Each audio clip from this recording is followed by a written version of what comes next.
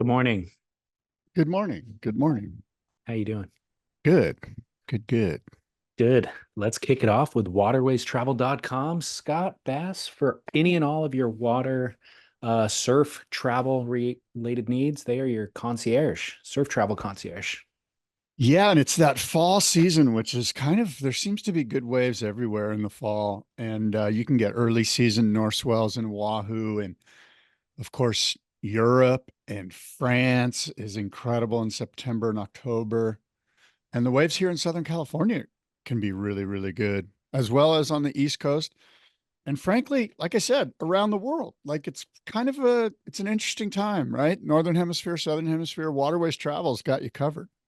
Totally. Yeah, you can just approach and say from any angle, say, I've got this time of year available. Where is best? Or here's my budget. Where should I be going? I want to go left. Where should I be going? Whatever your needs are, they're kind of the ultimate concierge. They've been doing it since 1994. That is why they are the experts. So check them out at waterwaystravel.com.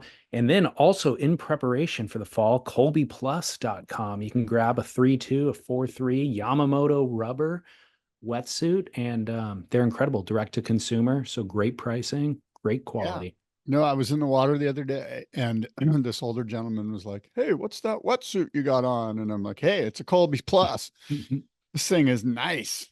And They really are. he was all psyched. Yeah, I no, told him, they're the best. And then, of course, they'll be at the boardroom show too. So if you want to feel the neoprene before you buy, that is a great way to do it. Of course, in the US, they do free shipping and returns are available as well if you do order on colbyplus.com. But boardroom shows, the great way to feel before you buy. As we see some movement at the takeoff zone, it's Kelly Slater grabbing rail. A clean entry, this thing holding open, it spits. When it spit me, I thought it was going to spit me off my board. Comes out with the spit, spits him out. Comes out after the spit, gets spat out of another good-looking wave here. Spit. we're just spitballing, right? Yeah, guy.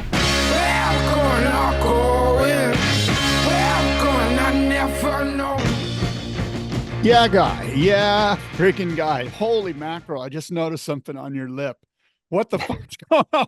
What the hell's going on? Was that there last week? No, we had a 70s party yesterday, so I had to go all out, man. I committed to the role. Is that Got the goal. is that pasted on or is that No, grown? dude, this is grown. Holy shit. You did that in a week? Well, I had a beard, and so I just shaved the beard into the Fu Manchu Oh, I see. and rocked the whole. Look, here's my shirt right here. It was Yeah. quite the event. Wow. Look at You, you. you feeling nostalgic right now for the 70s? Oh, Lordy.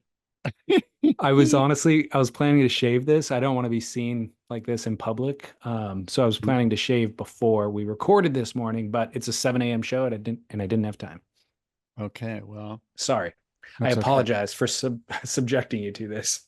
This is Spit. It is the Surf Talk podcast. David Lee Scales, Scott Bass with you. It's Monday, September 9th, David. And yeah, you've kind of got like a Mark Wahlberg, like porn star thing going. Oh, from Boogie Nights. Yes. Well, Scott, why are we recording so early on a Monday? What brings us here this early in the week? Well, I guess the lead is the finals day at Lowers and our new world champions. And we thought we'd talk about it here early this morning. And so I guess we'll get right into it and we'll bypass some of the other stuff. Are you Katie, still reeling from the day? reeling isn't the word, but it certainly was exciting. I found it engaging and I didn't watch all of it. Of course, the waves were pretty good here and the water has been warm. Did you know yesterday Torrey Pines Buoy recorded 76-degree water temperature? Crazy. Well, the air's been incredibly hot too. It's been a week of near 100-degree temperatures, depending on where you live. Yeah, and that all unfolded during last Friday, when the finals day, the WSL finals day, occurred at Lower Trestles, and the waves were pumping that day. Relatively speaking, of course, in the context of how flat it has been here. So a lot of people were surfing like myself, and then kind of jumping into the WSL broadcast and getting little tidbits of it, and then going back in the water or whatever. It was, one of the better days for surfing around here in a while. So, yeah. And one of the better days, I mean, I haven't been surfing lowers at all this year, but broadcasters were saying it's one of the better days at lowers was Friday for the entire summer. So that's pretty incredible. We were not anticipating that based on the forecast. Said as much last week when we recorded. So it was almost like the Fiji event where the forecast was really poor, or actually the Olympics too, right? Where the forecast was really poor and then it just turns on, which makes me laugh at how mediocre surf forecasting is in this day and age. It's like 3 events in a row that are entirely different than they predicted. Even the day before, they didn't really predict it. Yeah. Yeah. That's an interesting point. I don't know where to go with that other than to say Mother Nature always wins, Well, we won as well. So I was glad that the forecast did not anticipate or was wrong. Well, look, John Florence and Katie Simmers are our new world champions. And I think everyone feels like this was the right outcome, regardless of what actually occurred on the day of. It feels like John, and Katie should have been world champions. But give me your thoughts on the men's and women's side. So super satisfying day of surfing for me. I was highly engaged. I was, caught up in individual little battles, individual wave scores. In the end, not only did the best surfers of the day won the event for sure. The best surfers of the season also won the season. And so everybody won at the end of the day. The beach was packed.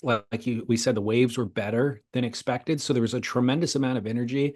The shortcomings we've identified in the past are still salient, but it was a spectacular day of surfing and a great way to kind of end an event and a season. Yeah, in some ways it kind of speaks to, hey, we should just have 1-day events all the time.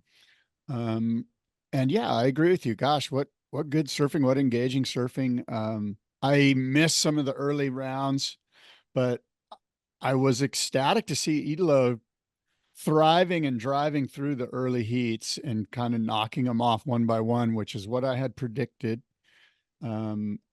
I didn't see any of his early heats. All I saw was the finals of both the men's and the women's. I'll talk you through it a little bit. Absolutely, Italo deserves a tremendous amount of recognition for the surfing that he was doing that day. Excuse me. He did exactly what he needed to do. And what was interesting was the variety of tools that guy has. So, in the heat against Ethan Ewing, that would have been the first heat of the day. Ethan's approach was so calm, measured, precise, undeniably powerful, like perfect surfing. Italo had already gotten a bunch of waves before Ethan even got one. And he's the Tasmanian devil. He's doing his thing. But then you see Ian just go into a bottom turn. And right off the first bottom turn, you're like, oh, this guy's on a totally different gear. This is like world-class surfing. And then boom, big carve. He does 3 turns on one wave. He got a good score. I think it might have been the biggest score of the heat, actually. But then Italo adjusted his game. Like, because Ethan got that wave or got that score on just kind of beautiful speed, power, and flow, Italo then shifted into a different gear and he got a set wave right and hit that same cadence that Ethan Ewing was hitting. And so you could see Italo knows he has the ability to do anything. He has to choose when and where to apply it. And then at some point, he got a closeout left into a huge rotation. And so I found myself thinking, Italo's just ticking every box so that it's undeniable at the end of this heat. Like, he goes left, he goes right. He rips small waves the back at him, then he gets a set wave and does the 3 big turns for the 8-point ride. And then he gets a big air river. It's just at the end of the heat, you're like, he's undeniable. And so he ended up on the strengths of that one set wave right that he paced out, got the score that he needed and won the heat. Interestingly, Jack Robinson kind of failed to do what he needed to do to win the heat. Griffin Colapinto, I think you can argue the same thing. He surfed better, but they really didn't bring their A game in the way that Italo just had his eyes set on the prize. Italo absolutely deserves recognition for everything that he did. Yeah, he had an energy level, right, that was just above and beyond. It was, when we talk about the final heat, you know, it was a little strange, some of the scoring. 𝐒𝐿O was doing big closeout aerials backside, or did one, and I think he got an 8 or Well, something. so this is heat 1 of the men's Right. Thank you. round matchups. Yeah. They served 2. His best 2 out of 3, of course. John won both, but And then John kind of got that long compulsory wave where he did all the turns and did everything, and it came in underneath just the one closeout aerial. And at that point, I understood it and I get it. And especially in context of what we saw, what you just described earlier in the day, where we saw all the compulsory surfing. We saw Ethan and 𝐒𝐿O, and we saw them all do the 3 to the beach type of surfing, for lack of a better phrase, to sort of put it in that silo.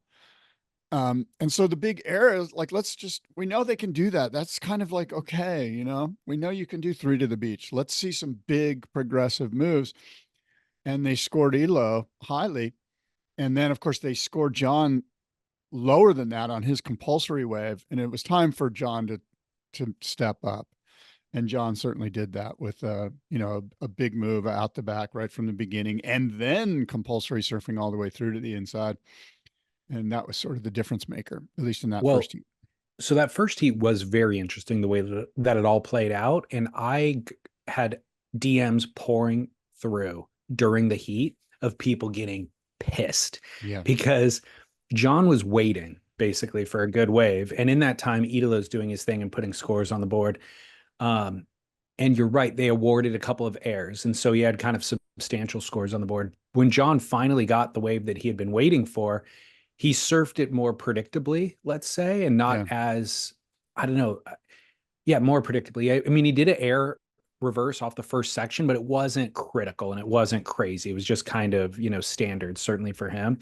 Yeah. And then he did turns throughout the inside, but they weren't blistering. They were just really good turns, you know? Yeah. And they gave him a score that was lower than 𝐒𝐿O's airs, as he stated. So the internet was on fire about, like, they're over rewarding airs. This is so annoying. This guy who's just going nuts and just, you know, frenetic surfing is going to win the day. And ultimately, I think the bigger problem was win the world title after John had such a dominant lead. And so people started thinking down that you know, with that mindset, down that path. Yeah. And I understood, and I started feeling it myself. I was all riled up. I was just like, I got to quit the WSL. Like, this is too much for me. This is so unfair. You know, that it's infuriating to watch. So then John got a second score, and it felt like if they underscored the first one, they overscored his second wave to right the wrong. It was almost like the judges knew that they had messed up the scale early by giving 𝐒𝐿O's airs too much and John underscoring him on his wave. And so there was a, you know, 5 or 10 minute span there where the internet was pissed. I was receiving it. I'm sure the live commentary was all seeing it. I heard it on the beaches too, in terms of boos. And so I think when they finally got an opportunity and John got a wave, and they gave the score after the heat buzzer. So there was a bit of tension there. I think it was all that internet ire that had built up, and they realized there was an opportunity for them to correct it. And so they overscored John's second wave. John won the heat, and then all seemed right in the world, you know, and everybody was quiet again. Yeah, that's exactly right. And I too was receiving texts and stuff like that from people. And but it's hard to argue though. Like I was influenced, my opinion was influenced by the weight of the season, basically. And so if you just watched John's ride versus 𝐒𝐿O's ride and took those two scores, an argument could be made 𝐒𝐿O deserved the scores that he got. You know, it was a negligible difference because the style of surfing is so different. So it's really not on the judges. It's hard to blame the judges for getting it, quote, wrong, because it is subjective and the style was so entirely different. It's just the weight of what that score would mean was what we were all getting pissed about. I remember saying to myself, they might as well just do this in a wave pool. Like, if this is about one big, powerful aerial, just do it in a wave pool. Like, if the length of ride and connecting and surfing the way everyone else surfs is not as important as one big radical progressive maneuver, we don't even need to do it at lowers. Let's just do it at a wave pool and see who can get the highest and the most radical. And there's nothing wrong with that as long as we all know what we're getting into here, you know? Yeah. Well, I also would like to say that I said John's turns on those waves weren't anything spectacular. They were just good John turns. But actually, when you go back and you watch them, I think from the second angle that I saw, I was more impressed by him. They are good turns for John, but they're unbelievably good turns for anybody else. And so I feel like when I watch that wave, I almost underscored it in my head because I know what John's capable of. But when you actually, even the small turns on the inside, the amount of torque and power that he's putting into those turns is insane, you know? And so he does deserve I don't know. as big of a scores as he got. I remember seeing the first wave and just kind of going, yeah, I mean, okay, he did everything, but it really wasn't as radical as what 𝐒𝐿O just did. You know, you know what I mean? And it Yeah. almost felt like John was kind of like, it was one of those first wave feet in the wax type of waves where he was just kind of, it was probably his first wave of the day. It was. Yeah. And so it didn't have quite as much spark as we're used to seeing. And I just remember thinking, John's got to change things. Like that's not going to win it. And frankly, I kind of don't feel like it should win it. Like I understood rewarding the progression that 𝐒𝐿O was showing us. And I'm just glad John met the challenge. I am too. Yeah. And he certainly did in heat number 2. Yeah. Well, look, the bottom line is that the one power turn John did in the second heat was just mind melting. It was basically the same exact turn that he did at Margaret River, but not on as large of a wave.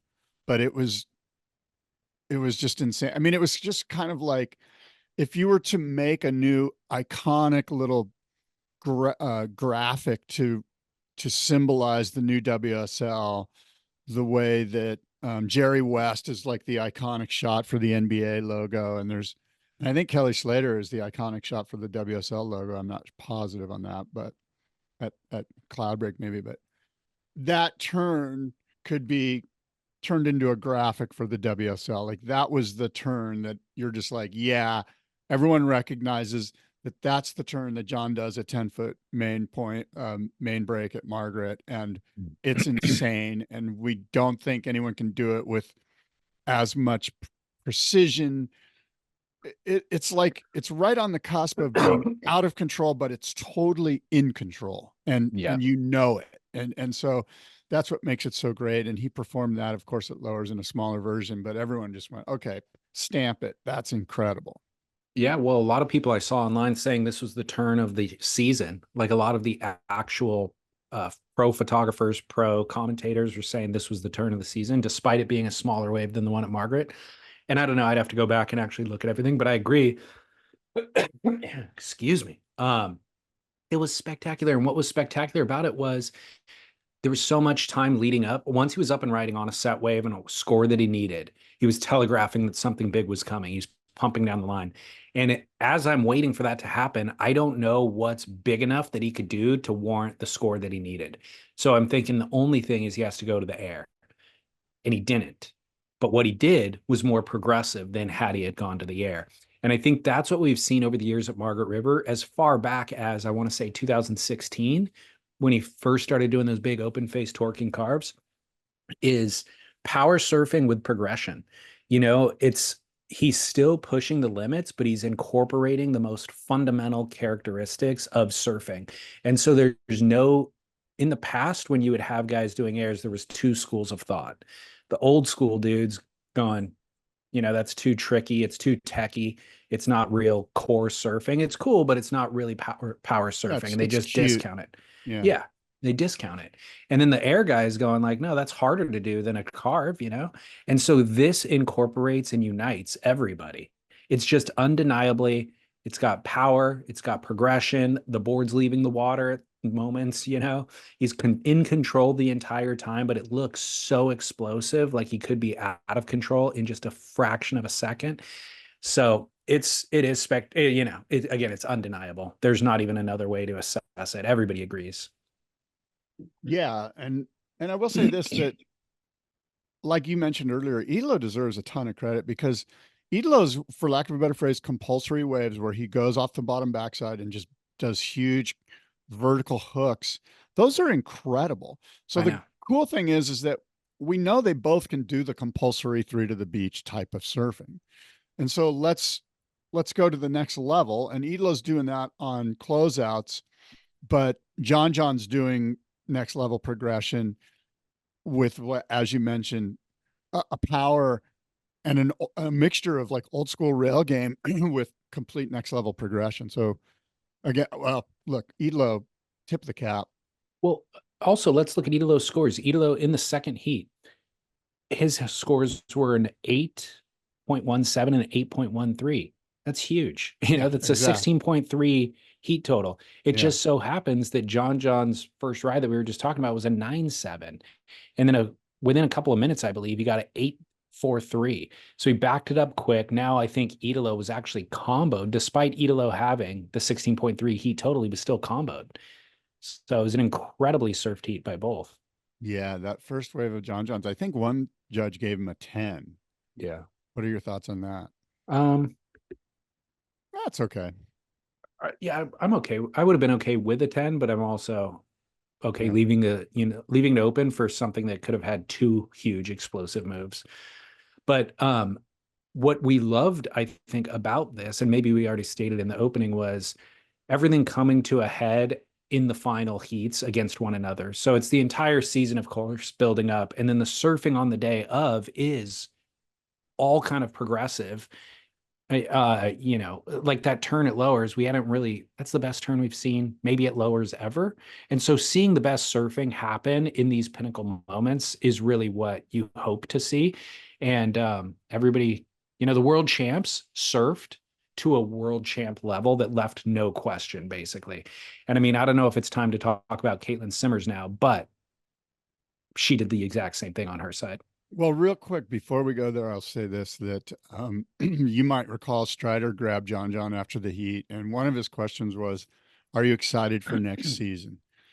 And Are you excited for Cloud Break next season? Yeah. And so that's kind of exciting, right? Like in my mind, I see Gabe and John in the final. And wouldn't that be incredible? Now we're talking waves of consequence, or at least, we're anticipating that.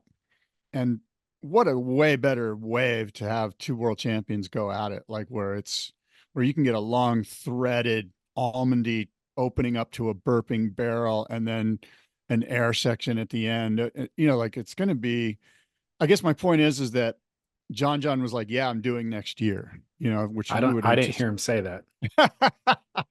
I didn't either. I actually heard a little bit of a pause. Exactly. But I'm trying to spin it like he's going to do it because I want him to do it. Well, so that is the question, though. I mean, we had made predictions earlier in the season that this would be an opportunity for John to drop the mic while he's at the top. If he wins a 3rd world title, he's now a new father. Let's just presume he wants to spend more time with his kid, not on the road. Yeah. Nathan Florence, based on the success of what Nathan has been doing, which is getting the biggest and the best waves around the planet for the last 2 years, while John's chasing the tour. Like John's now gotten the 3rd world title. The brand is thriving. He has other things that he could do. The WSL, he doesn't necessarily need the validation, nor certainly doesn't need the paycheck from the WSL anymore. So would he consider retirement? And what's your updated prediction? Well, I think I told you last week that from a brand perspective, from the Florence Marine X perspective, I think it's more beneficial that he stay on tour. And by the way, what's to say he doesn't just bring his family with him? Which I think Parco did and some others have done successful,y I might add. Yeah, so but they did it. The kids were older for them when they did it. It's hard to do with a newborn and a 1-year-old. It probably is. And yeah, but going to Africa, Abu Dhabi, Fiji. But I don't know. I just think I'm not talking John personally. I just think the brand, I think it's better for the brand if they have one guy on the tour as a world champion representing the brand, the flag flying high on the nose of his board, and Nathan over here on this thing. To have them both in the same silo as free surfers, it's kind of, and by the way, he can defend the title and it's going to Cloud Break. And how many events are there? Are there 8 events? He could potentially do 7 of them, maybe he starts out strong and he can skip Abu Dhabi, skip the wave pool or something, Yeah. I don't know. It's But interesting. Yeah, I mean, I don't disagree with what you're saying. And I feel so my prediction is that even I don't know anything about John's I've never had a conversation with anybody near John saying that he was thinking about retirement. All of this has just been speculation on our part, assessing the various parts. Now, so let's just presume our speculation was in his head somewhere. I think in that moment, when he was answering that question from Strider, he probably had not even assessed whether or not he would want to retire. I think the strategy would have been get through finals day, win a third world title. That is the only focus. And then enjoy that for a period of time. And then sometime down the road, after you've processed all of that, you can assess what you want to do with 2025. And I don't think he would be at that stage even yet as Monday after the Friday that he won. Enjoy it for a little bit, Yeah, I would agree with that. In the sense I got when he answered the question, and I was kind of hyper focused on not necessarily what he said, but how he said it. And I sensed that he wasn't expecting that question. And I sensed that he said the right thing to say, which was all kind of optimism, but with no complete clarity, just kind of like, yeah, could be fun next year or whatever he said. Well, as a surf fan, I would have previously, I would have been okay if he had decided to retire because it's kind of a baller move and I'd want him to just enjoy his life, But coming off of finals day, I want him back on tour next year. As a fan, I'm like, man, he's got so much momentum. He freaking dominated the season. He dominated lowers. And let's do it again. And let's see how that stacks up against Gabriel Medina next year. Let's see if Felipe makes a return and where he's at and how this stacks up against him, So I'm all for John coming back.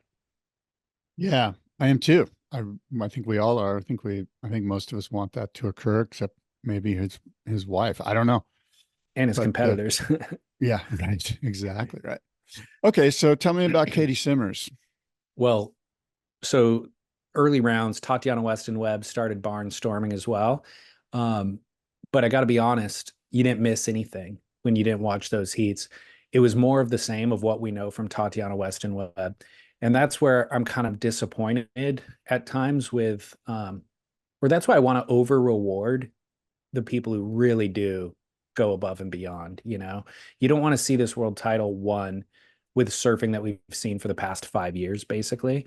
And so Tati, not to take anything away, look, she won a couple of heats, she did good, but when she hit Caroline Marks, it was like Caroline's on a world champ level right now, gold medal level, and brought those to the table. And so Caroline won that match, and then of course drew Katie, and that heat one, Caroline versus Katie, was so sick. I mean, it was back and forth right up to the final exchange. Caroline had her back against the wall the whole time, finally got the score. Then Caitlin got a score. Now Caroline needed a score again. And she freaking belted this wave that was potentially a 10. Like, I wanted Katie to win. I saw Caroline going to town on that wave, and I just thought, there's no question. Like, Caroline smashed that thing. There was 10 turns probably on a right, So that was just thrilling. And then they get back to the beach, and you can see the disgust that Caitlin had, like real pissed. And Caroline, on the other hand, getting huge slaps on the back from Parsons or whoever it was in her camp was also thrilling to watch. So it was a very, very exciting heat. Yeah, that was good stuff right there. As you mentioned, I mean, the beach was sort of erupting that Caitlin had got a heat, a buzzer beater, more or less. Yeah. And then all of a sudden the real buzzer beater dropped right behind her. And so there was confusion on the beach. There was a sense of, maybe we better mellow out here. And maybe some premature stoke from the Simmers camp. And then, of course, Carolyn. I mean, just a great matchup, those two. Such a great matchup, yeah. So it was 8 seconds left is when Caroline got that wave that she needed, and she got a 9.6 on it. So going into heat number 2, this was a must-win situation for Katie. So Katie is coming in first place, loses her first heat to the current world champ and current gold medalist, and basically put everything into that first heat and then still barely lost to Caroline because of Caroline's 9-6. So Katie's coming in 17 years old, I believe is what she is. And it's a must-win situation. And guess what? She freaking went ballistic on her first wave, did surfing. When I'm talking about, Tatiana Weston-Webb not necessarily raising the bar of performance surfing in her heats, Caitlin Simmers came in a must-win situation, got her first set wave on a right in that second heat, and surfed out of her skin. It was insane. Yeah, she's 18 years, 10 months. Okay, sorry, thank you. I always get that wrong. But yeah, I mean, you're right. Like, talk about back against the wall. Some could have easily crumbled and just went, it's not my year, Carolyn. It's Carolyn's year, obviously, or whatever. Just even sort of subconsciously mailed it in. But she absolutely tore the bag out of it and took Carolyn to the next heat, Well, it was 2 waves in a row. So Caitlin got that one. First wave was a 9-1-7, actually. And then on her way back out, ends up on another one, like within a minute. And it ended up getting a 9-2 on that one. So over the course of a couple of minutes, she's got Caroline comboed with 2 huge scores, and it really shifted all of the energy. It was like whatever other people would have crumbled with from heat 1, she somehow manifested into an incredible heat total. And the surfing was just so electric. It was actually hilarious. After she got the second score, the way that she dismounted off of her board, she just kind of like fell like she does. Like even she's impressed by her surfing. That's kind of her claim. It's like I'm very tired, and if you don't give me the score, come on, fall back claim. I don't know. It's a very interesting claim. It's actually like it's a skate crew. Like that's what the skaters do. They're so like concerned about like being too stoked that they go the opposite way, and they try to be as unstoked as they can be. Yeah. You know what I mean? Did you know that skate culture is kind of like that? Yeah, no, it's hilarious. It's so fitting for her and her personality too. It's just charming is what it ends up being. And the funniest part was she was sitting out the back on her board after the fact when she was waiting for the score to be read, and they called out the 9.2. She fell off her board when they called it, just like in silly elation, just like I'm that excited, and she just falls off, which reminds you she's still a kid, she's a kid, but doing these, setting records. Which brought up an interesting question that I think Felicity Palmateer brought up to Rosie, Hodge, which was, with 12 minutes left and you're comboed, does Carolyn Marks go in and just kind of recenter for the final heat? Or in fact, can you play that card with Caitlin? Can Caitlin go in with 12 minutes and just kind of chill out and just basically, it's almost like an FU move, for Carolyn, like just like let Carolyn have the lineup and go, good luck, try to get 2 10s. I heard that exchange. No, she cannot do that. I mean, if you left your competitor out there and then they got the scores they needed, I mean, Caroline got a 9-6 in the previous heat. So yes, she could get the score she needs. Yeah. And so that would be the ultimate stupid move. You would never regret, or you would never stop regretting that for the rest of your life. No matter what, like what's the super smart competitive thing to do here? Yeah. Well, Caitlin just completely won my heart. And her surfing too. It's like, there was a turn she did on that 9.2. It wasn't, it was like a speed carving kind of drifting maneuver. It was right off the first section, just threw a ton off the bottom and then just threw a ton at the lip. But there was an element of that uncontrolled thing where she's drifting and sliding along the lip, but it's tons of power and speed. And that's where I felt the difference, where Tatiana Weston-Webb is ensuring that she completes the ride. Caitlin Simmers is throwing everything at the wave and then trying to, land it basically. And so it's just so much more exciting. And again, feels like progression while still on the face of the wave. It's thrilling to watch. So I'm really excited for her to win a world title. Obviously, she earned it throughout the entire season and had to go up against the world's best to get it, and she did. Yeah, good stuff. And I was looking up, I did a little bit of research prior to our meeting here this morning. And of course, 𝐃𝐸 has won 3 events this year on tour. And it's her rookie season, and she's now the world champion. And I guess you could say she won 4 events if you consider finals day an event. So she won 4 events on tour. Do you know who else in the women's division won 4 times in her rookie season and won the world title?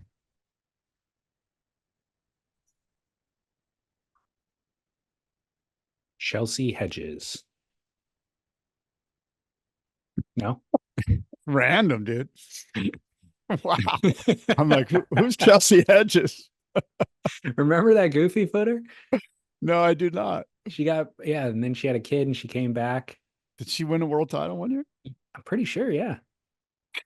I'll have to look it up. I don't know. Who is it? I don't know. Stephanie Gilmore won 4 times in her that makes sense. Season. And that was a much more logical answer. Yeah. And then Carissa Moore won twice during her rookie year. So Caitlin Simmers 4 times a champion and a world champion in a rookie season. So this feels like the beginning of the Caitlin era, right? A good point. But what's even better and more exciting about the Caitlin era, for lack of a better phrase right now, is Sierra Kerr, Aaron Brooks, and some other young surfers like Bella Kenworthy that are nipping at the heels. And I think we all are excited to see Aaron Brooks and Caitlin. Oh, and then, by the way, throw in Moana Jones-Wong and Vahini Fierro. And we've got a bunch of like next level red hot rippers. Yeah. And it's kind of exciting, right? Because it's kind of nice when there's not just like, like when Kelly came on tour, Kelly actually struggled his rookie year. Did you know Kelly finished 43rd out of 44 his rookie year? But anyway, there was like the Kelly era, the first version of it through his first 6 world titles. And he just dominated. It was just stupid. And it's a little bit boring at some point. Even he was bored, which is why he retired the first time around, or took time off, if you will. So it's fun that there's a lot of red hot, like there's a lot going on. It's not just one, Totally. Yeah, it's going to make it very hard for anybody to ever achieve what Kelly Slater did with 11 world titles. You know what I mean? There's just so much more competition nowadays on both sides. Chelsea, I just sent you a message. Yeah, I saw it. Chelsea Hedges won in 2005, by the way. Oh, just one win. No, won the world title in 2005. So just for the record, while we are, that's a really good trivia question, actually. Like nobody's gonna, Chelsea Hedges. Yeah, who's Chelsea Hedges? Like I think she's a rock star. Isn't she like a TikTok influencer or something? Right. Yeah. So 2005 women's world champ. No shade on Chelsea. Good for you, Chelsea. 2005. It was kind of like right when everyone had bandwidth. I'm sure that you didn't get a lot of love that you deserved. Yeah, and no shade on TikTok stars either. Good on you guys too. Well, though we do need to write the record a little bit. Hold on for just a sec. Hold on. Okay, yeah, go. Okay. You were telling me something. Well, just in terms of correcting the record, the WSL's been stating since Friday that Caitlin Simmers is the youngest world champ ever, surfing world champ ever, and that's blatantly not true. So Margot Oberg is the youngest at 15 years old. So Joel Tudor blasted this out almost instantly on Friday. And said, quote, 15-year-old Margot Oberg winning her first world title in 1968 at Domes in Puerto Rico on a Mike Doyle-shaped mini model. Margot would go on to win 4 more world titles that spanned them from longboard era into the shortboarding, making her the 3rd most winning lady champ behind Lane Beachley's 7, Stephanie Gilmore's 8. Respect and to the fullest, and hope to put some respect on your name and accomplishments. So lame that the media today doesn't do their homework before spitting info that's not correct. The funny thing is, it wasn't just the media that got it wrong. It was the WSL who was promoting this first and foremost. I saw Kelly Slater say this on his Instagram too, congratulating Katie that she was the youngest world champ ever. And I've seen some people commenting that, that was pre-WSL era. Yeah. Well, then you'd have to throw out all the other world champs that people claim all the time, Mark Richards and everybody else, if you're going to apply that. I think that what they're saying is, so Margot, or I believe Margot, when she was 15 in Puerto Rico, was the world championship, like the world contest. It was pre-IPS. IPS started in 77 or 76, I think. 76 was PT's first championship. And so there's like that IPS, which turned into the ASP, which turned into the WSL. There's that window of time. Then before that is the world contest, like Nat Young won in 66, I believe it was. Right. The one, Midget Farley won it, like Fred Hemmings won it, Felipe Pomar won it in like 64 or whatever. Ricky Grigg probably won it. I don't know. I don't want to get the historians down my throat, but so there's that era of the world contest. And then there's this kind of modern pro era starting with 1976. And I think that's where, when Kelly's saying Katie's the youngest, I think they're forgetting to put it and contextualize it in that sort of IPS, ASP, WSL timeframe. The WSL lists Margot Oberg on their own website. Well, what's interesting? As being the world champ. What's interesting? So I searched the WSL's website this morning leading up to this, because I wanted to get some insight on that, actually. And I wanted to find out how many wins a rookie had, blah, blah, blah. It's horrible. There's no searching that website. I went to Steph Gilmore doesn't even go back to her rookie season. It goes back to 2010. Lane Beachley, there's kind of nothing. And I know you have talked about this in the past on the show, and rightly so. First and foremost, you need to get a stats and a history department, or whatever you want to call it. Get that information, and because that's the foundation for everything. Without that, it should be. You can't build upon it. You know. I know. The reason I brought it up last time was I remember looking up Tom Curran. You go to his athlete profile, and they only show one heat score from him, and it was like in an event a few years ago where he was a wild card and he got 33rd. It doesn't show any of his wins or titles. But as it relates to this youngest world champ conversation, that argument that you just made is logical. But beyond that, Soleil Erico won a longboard world title at 17, and Rachel Tilley won as well at a younger 17. So Rachel Tilley is technically, if you want to use the argument that you made and you're going to do everything after 76, Rachel Tilley would be the youngest world champ ever, male or female. Obviously that was a longboard title, so maybe the WSL is also contextualizing that way, but that's not what they're saying. They aren't providing any context. They are stating that Caitlin Simmers is the youngest surfing world champ ever, and that's simply not true. So yeah, I mean, it brings up a lot of other stuff that we sort of spoke about a little bit last week and blah blah blah. By the way, speaking of last week, if I can just go full non sequitur here. Yeah. I'm now hearing, regarding the Olympics in 2028 in Los Angeles, I'm hearing Huntington Beach. Oof. Yeah. Oof. I'm hearing legitimately Huntington Beach. And that makes me think of some legacy guys that are just like, it's got to be at Huntington, man. That's where the US championships were in 1962. And, Ron Sizemore won it in 61. It has a legacy on. And by the way, that they're looking at it from, we can have 300,000 people in Huntington Beach for the Olympics. And you know how good that is for the surf city. The Chamber of Commerce is frothing. I could see the city of Huntington Beach being the ones who are pushing the hardest for this, for sure. sure. No, for sure. That's what I mean. And within that group, there's, Yeah, I mean,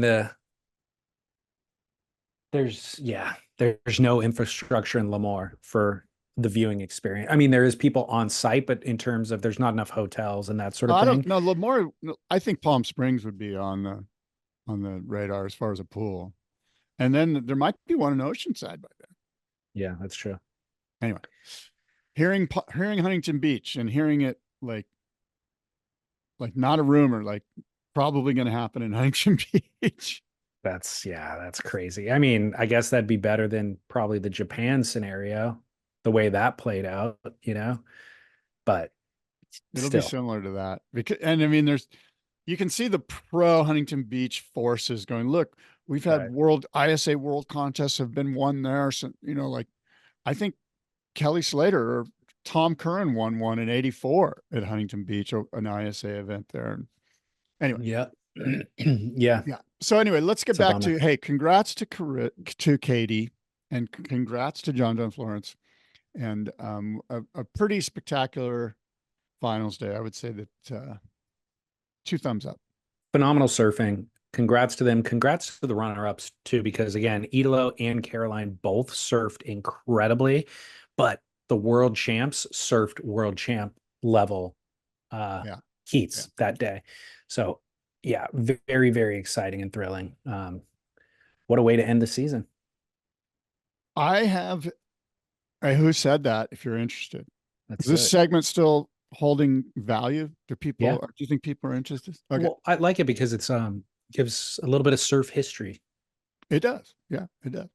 Okay, I've got one for you. Good luck on this one. Okay, I got to open up your auction catalog to figure out which board this is related to. That'll be my cheat guide. That's not a bad idea. Who said that? And I quote, "Yeah, Rabbit is consistent for sure. He's more a competition kind of surfer. Other guys, like say Buttons, he can go out on any day, anytime, any place, and just rip the waves apart. But when it comes to contests, he gets kind of nervous and can't really handle it. With Rabbit in contests, he's really consistent. And outside of contests, I'm not saying he don't surf too good, but he's actually better in contests than he is when he's just surfing regular."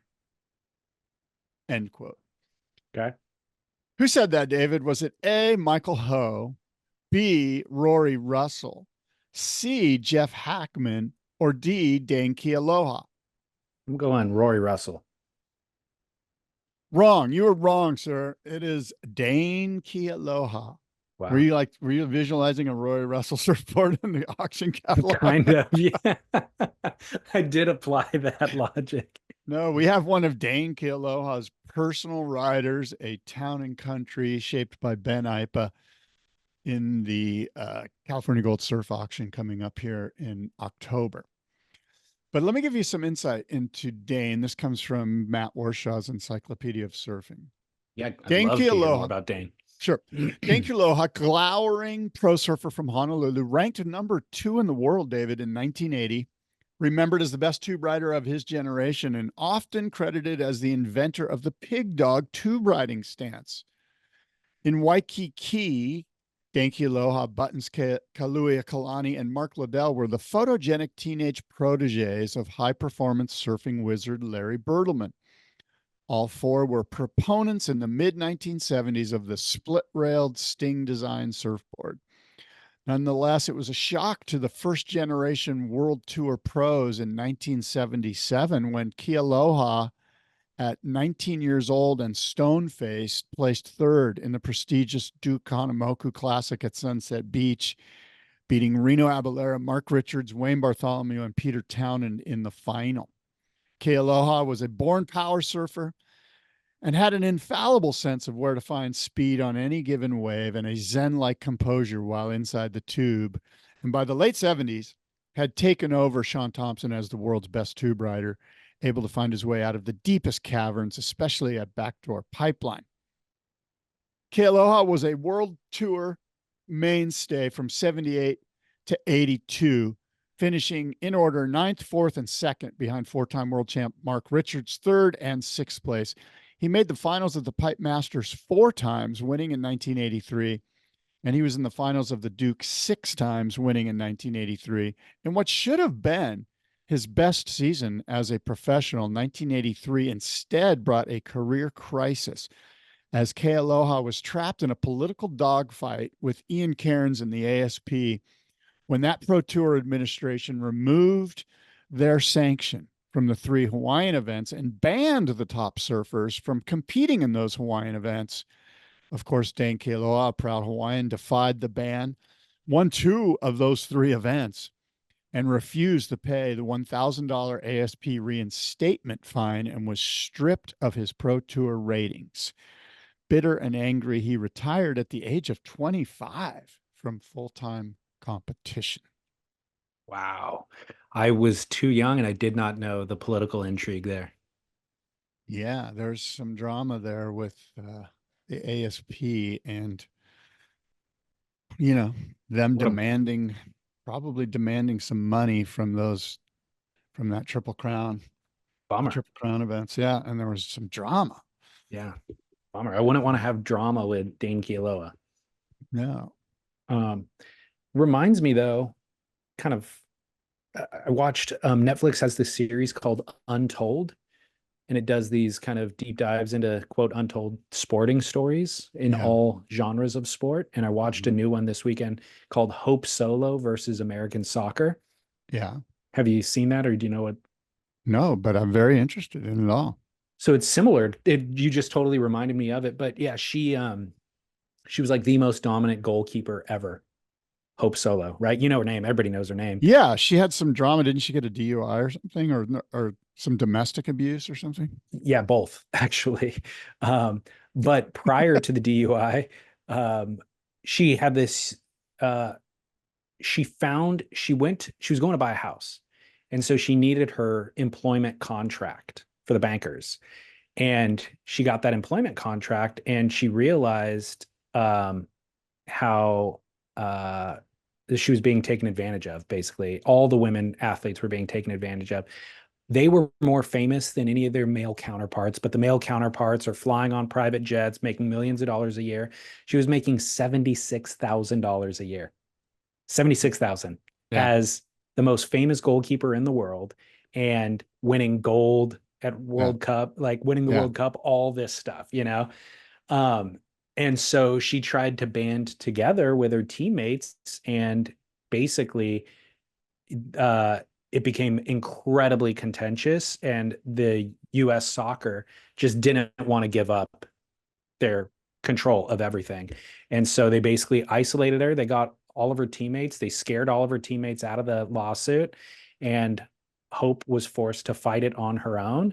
And then a decade later, it caught enough momentum because what had happened societally and culturally. And then everybody else jumped on the bandwagon. All of the team formed like a class action lawsuit, and they won, $20 million or something collectively, but they didn't actually get a new contract that was, going to be paying them a fair amount. They just got a bulk lump sum. But she was vilified for being the spearhead of everything. And then once they won a lawsuit, she was not celebrated. She had all this kind of personal turmoil, probably because of what she was dealing with, and then it had the DUI. So she had kind of been vilified, and then everybody else gets the acclaim for the lawsuit, for winning the lawsuit later down the road. Man, so, interesting. Yeah. Sure. Yeah. Really a tragic story in certain ways, but she's a impressive person in a lot of ways. How's she doing now? Is she doing good? Yeah. I think that DUI was only a couple of years ago, like 2022. But she's married. They have kids together. Like, she was married before. Their kids are kind of 8 and 9 or something like that. I think the kids were in the car when she got the DUI. Oh, so yeah, it was pretty sketchy. Luck. Yeah, totally. But kind of check that out. It's good. Yeah. Good, but also a bummer because she was also cut down in her prime. Like, she was still at the top of her game when she got fired, basically. Yeah, it was an amazing thing, right? Because as you mentioned, the women's soccer team was way better. I mean, I don't even think the men qualified for the World Cup, but the women were just dominant. I mean, the women were that was the team you watched, and you can see how they, I don't know how it all played out, but you can see how they got the short end of the stick for sure. Well, it's interesting when organizations like that, or like you're talking about, are willing to cut off their nose to spite their face. Yeah. I know they could have just went, you know what? You're right. You are the reason we're making all this money. You know what I mean? But I totally agree. Yeah. that's what I would do if I was Yeah. the employer, That's a reasonable request. I'm a reasonable person. We're all getting rich. Let's do it together, right? Exactly. But I guess if you have a lock hold on something that's, I guess people get greedy, obviously. Greed, Uh, man. Greed. and the reality is US soccer did fine without her. They found new athletes, and new superstars that they could promote that would work within the confines of their onerous contracts. So, Yeah. Well, good. And they've changed it too, right? I mean, with Hope's help, they made a little bit of change. So that's good. yeah. Well, I have a question for you. Bummer we couldn't see Dane surf more though. I know. I watched Dane, he was like in my wheelhouse, and Dane was the guy, like I had posters of Dane just doing these gnarly power gouges and just standing. And that's why I say, you know what? There's only one true Dane. I know. Sorry, 𝐏𝐸𝐿. Hey, interesting question for you, perhaps. We know Kelly has retired. Let's just say it. More or less, he's retired, but maybe not. Actually, I just read that he's flying to France for the Quicksilver Surf Fest thing that Jeremy Flores puts on. But anyway, now that he's retired, is Kelly Slater the world's greatest free surfer? 𝐒𝐚𝐤? Yeah, I'm gonna need more. 𝐉𝐸? I'm gonna need more time to think about that. The world's greatest free surfer. Who is the world's greatest free surfer? Is it Dave Rostovich? Is it Dane Reynolds? Is it Nathan Florence? Is it Nathan Florence? Great. Is it Mason? Well, what's your top five? Mason, Nathan, Torn Martin, Rasta, Mason, Kelly, Torn, Rasta, 𝐒𝐚𝐤. That's 4. Just think of Kelly surfing at 𝐾𝐸 this year. It was insane. I got 4. My 5th spot is available for potentially Kelly Slater, potentially Nathan Florence. People should send some money to you. It's a good question. It's a question that would be fun to do, like on a poll on Instagram or something. The spit poll. I know. I don't think anybody's going to sign on to the idea of Kelly Slater being a free surfer yet. Maybe not, but that's the thing, right? It's a great sort of talking point over Coldie. Yeah.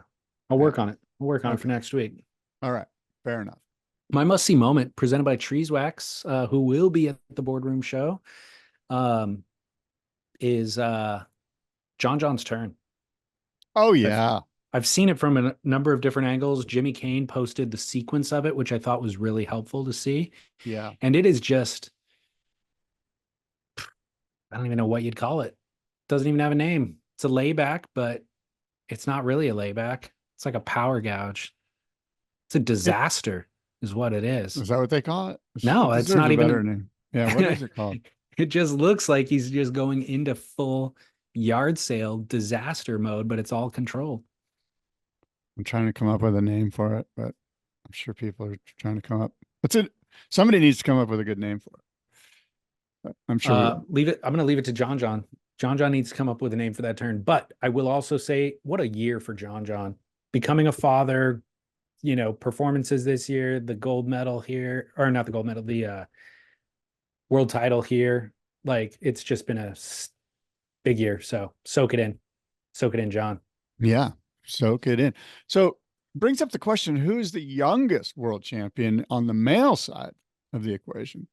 Could it be some Kelly? Kelly's the youngest and the oldest world champ on the male side ever. What about, how old was he when he won his 92 world title? I think he was 18, and then Gabriel won when he was 18, but Kelly was a younger 18. But was there a world contest winner before 18, or was there a longboard winner before? Like Joel won it. I don't know. I don't know how old Joel was when he won his first world title. You know what I mean? Like, can you bring the para surfing into this as a world champion? Well, so Kelly was 20. I was incorrect. Kelly was 20 when he won his first title. And I think Gabriel was, I remember at the time them saying when Gabriel won his, they were the same age, but Kelly was a younger 20. So I don't know. We'd have to research that further to answer your question, but it was never called into question. I remember at the time. Like, I think it was fact that Kelly was the youngest and the oldest. Let's see, 76, 86, 96. ASP 1998, he won his first world longboard title. 98, so he was 20. That's Joel Tudor I'm talking about, according to this. Joel, 20 is a ripe age for winning world titles. Apparently it is, but this is his Wikipedia page. I don't know how true it is. Anyway, okay. Well, look, David, we've said a lot. We've solved a lot of problems. We know a lot more about Dane Keoloha than we probably need to know. Nope. But can never actually, know too much. You never know too much about Dane Keoloha. That guy's a great guy. Was a great guy. Rest in peace. And there's his board and other great boards in the California Gold Surf Auction. By the way, some news for you. Simon Jones, who's going to be in the shape off the Bob McTavish as we honor Bob at the Boardroom Show in October. Simon Jones is not going to make it. He can't make it. Oh, no. He's been replaced. Bob McTavish asked Chris Hall to replace him. So Chris Hall with a K is going to be in the shape off. So we have two Halls. We have Josh Hall and Chris Hall, along with 6 other shapers. That's coming up in about 5 weeks at the Boardroom International Surfboard Show presented by US Blanks. Awesome. Well, that's a good update. Well, bummer for Simon Jones, but awesome for Chris Hall. No relation between the Halls. No. Okay. Good point. All right. Well, look, David, until next time, adios and aloha. All right, Scott, Real Water Sports. Today's the final day. By the time people hear this, it might be too late, but they're doing the Armstrong giveaway. Last chance to win a complete board and foil package. If you hear this before the end of September 9th, you can go in, give your email address, and you can enter to win. Look, and the prize package is up to $6,000. I want an Armstrong high aspect 680 wing. I anticipate my name being pulled out. I'm sort of meditating and visualizing on it, trying to make the universe all come together, and a line for my name to be pulled out of the Armstrong giveaway with Real Water Sports. Thank you in advance. I'll give you my shipping address. Good luck, Scott Bass. But for listeners, go there and give them your email address anyways. It's actually helpful because they do sales or little giveaways like this pretty regularly. And so if you're on that email list, you can be first in. And the other thing is, with a lot of these sales, there's only one of a particular surfboard that they have available. And so once it's discounted, if the one you want, you want to get the one that you want and be first in and not miss the opportunity to benefit from all of the wonderful things that they do. And of course, they'll ship you surfboards anywhere in the world for one low flat fee. It's pretty incredible. So go realwatersports.com.